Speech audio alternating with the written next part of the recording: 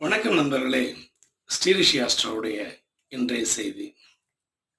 இன்று நினைத்தது நிறைவேற என்ன செய்யலாம், அதாவது இறை வழிபாட்டின் மூலம் அதை பார்க்கலாம். இன்னைக்கு அதாவது ராமகாலத்துல ராமனோடு சிவபெருமானும் இணைந்து செயல்படுவதற்காக சிவபெருமானை ஹனுமனாக அவதாரம் எடுத்ததாக பல வரலாறு கூறுகின்றது. இந்த காலகட்டத்தில் அனுமனை விட்டு, அதாவது அனுமனும் இல்லாமல் ராமன் இல்லை, சிவன் இல்லாமல் விஷ்ணு இல்லை. அவருடைய அவ்வளவு ஒரு நட்பு செயல்பாடு அதிகம். இந்த காலகட்டத்திலே அனுமனாக சிவன் அவதாரம் எடுக்கும் பொழுது பார்வதியானவர் நீங்கள் இல்லாமல் என்னால் இல்லை இருக்க இயலாது என்று கூறி ஹனுமனுக்கு வாளாக பார்வதியானவர் அமைகிறார். ஆகவே ஹனுமனுடைய வாளில் தான் சக்தியே இருக்கிறது என்பது ஒரு கூற்று. இந்த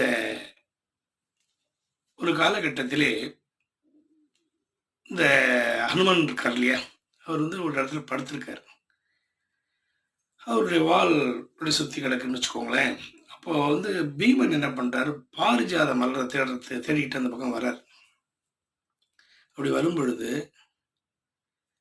இந்த போற வழியில் இடையூறு அந்த வால் கிடக்கு. படுத்திருக்கிறது வாயுபுத்திரன்னு தெரியாம பீமன் என்ன சொல்றாரு, ஏ குரங்கே, உன்னுடைய வாழை சுருட்டி வை, நான் அந்த பக்கம் போகணும், வழிவிடு அப்படின்றார். எனக்கு வயசாயிடுச்சுப்பா, என்னால் தூக்க முடியல, நீ என்ன பண்ண, இந்த வாழை மட்டும் தூக்கிற ஓரமாக நீ கிளம்பு அப்படின்னு சொல்லி ஹனுமன் சொல்றார். பீமன் பலசாலி, புத்திசாலியும் கூட. பீமன் எவ்வளவோ முயற்சி பண்ணி அந்த வாழை தூக்குறாரு, முடியல, ரொம்ப வெயிட் அதிகமா இருக்கு. ஆக படுத்திருக்கிற நாள் சாதாரண நாள் இல்லை, ஏதோ விஷயம் இருக்குன்னு சொல்லிட்டு, ஐயா என்னை மன்னித்து விடுங்கள், உங்க வாழை நீங்களே சுட்டுங்க அப்படின்றாரு. அப்புறம் ஈஸியாக தூக்கி அந்த வாழை தூக்கி நேர போட்டு நீ போ அப்படின்றாரு. இப்போதான் புரியுது பீமனுக்கு, இவர் பெரியார் அப்படின்னு சொல்லிட்டு அப்புறம் வணங்கி எனக்கு ஆசீர்வாதம் பண்ணுங்கன்றாரு. நீ நல்லா இருப்பான்னு சொல்லிட்டு அவர் சொல்லிடுறாரு. அது மட்டும் இல்லை, இந்த வால் பவர்ஃபுல். இதை நான் இப்போ லேட்டாக உணர்ந்துட்டேன். உங்களது வாளை யார் யாரெல்லாம் வணங்குகிறார்களோ அவருடைய வாழ்க்கையில் நீ நல்லதை செய்யுங்க, அவங்க நினைச்சதெல்லாம் நிறைவேற்றி வைங்க அப்படின்னு சொல்லி பீமன் மற்றவர்களுக்காக, அதாவது நமக்காக அனுமன்ட்ட வேண்டிக்கிறார். அப்படியே சித்திக்கிட்டுன்னு அவரும் சொல்லிடுறார்.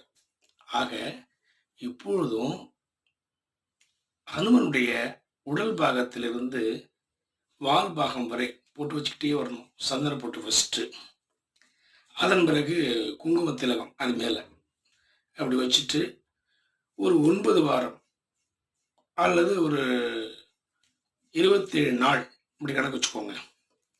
இப்படி பண்ணிட்டு வந்தோம்னாக்கா எப்பேற்பட்ட நடக்காத ஒரு விஷயம் கூட நடக்குங்கிறது ஐதீகம். இந்த பொட்டு வைக்கிற விஷயத்த என்னைக்கு நீங்க முடிக்கணும்னு நினைக்கிறீங்களோ அன்னைக்கு ஹனுமனுக்கு வடை மாலை அல்லது வெற்றிலை மாலை இதை ஹனுமனுக்கு சாத்திட்டு இந்த விரதத்தை முடிக்கணும். அதே போல் நாம் நினைத்த காரியம் கை கூடியவுடன் ஹனுமனுக்கு வெண்ணெய் சாற்றுதல்னு ஒரு விஷயம் இருக்குது. அவர் வாய்க்கு நிறைய வெண்ணெய் வைக்கணும். வெண்ணெய் சாற்றுதல் இதை கட்டாயம் செய்தோம்னாக்கா நிச்சயம் அந்த அவர் அளித்த அந்த செயல்பாடு கடைசி வரை நிலைத்திருக்கும் என்பது ஐதீகம். அதே போல் ஒரு கோவிலில் ஆடிட்டர்னு சொல்லுவாங்க இல்லையா, அவர் கணக்கெடுக்கிறார். அப்போ டெய்லி ஒருத்தருக்கு மட்டும் ஒன்று பட்டை சாதம் இவருக்கு அளிக்கப்பட்டது, சும்மா இருக்கும் சாமியாருக்கு பட்டை சாதம் அளிக்கப்பட்டது அப்படின்னு சொல்லி எழுதியிருக்கோம். அது என்ன, சும்மா இருக்கிறவருக்கு ஏன் டெய்லி பட்டை சாதம் சாப்பாடு நீங்கள் போடுறீங்க, முதல்ல அதை நிப்பாட்டுங்கன்னு சொல்லிட்டு இந்த ஆடிட்டர் வீட்டுக்கு போயிடுறாரு. யோசிக்கிறார், சும்மா இருக்க முடியுமான்னு சொல்லிட்டு. மறுநாள் காலையில் இந்த சாமியாரோட போய் உட்கார்றாரு.